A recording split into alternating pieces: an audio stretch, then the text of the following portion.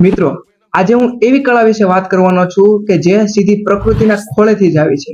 આ કલાનું નામ છે ગોડ આર્ટ.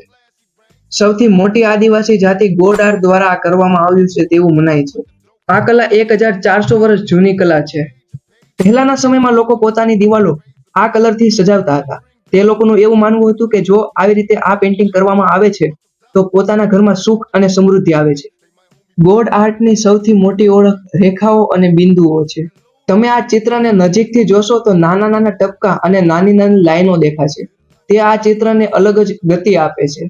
આમાં પૌરાણિક તત્વો, ઝાડ, પાન, પશુ પક્ષીઓને ખૂબ જ રંગબેરંગી દિનોથી રંગવામાં આવે છે, જેથી ચિત્રનો એક નવો જ લુક તૈયાર થાય છે. અને પાછી પૌરાણિક કથાઓને રંગબેરંગી રંગોથી સજાવવામાં આવે છે. આ ચિત્રોમાં લાલ, પીળો, વાદળી જેવા કુદરતી ઘાટા રંગોનો ઉપયોગ કરવામાં આવે છે. આજના સમયમાં ગોડ આર્ટ માત્ર દિવાલ પર સીમિત જ નથી, પણ મોટી મોટી ગેલેરીઓ, મોટા મોટા આંતરરાષ્ટ્રીય લેવલ ઉપર લાખો કરોડોમાં આ ચિત્ર વેચાય છે.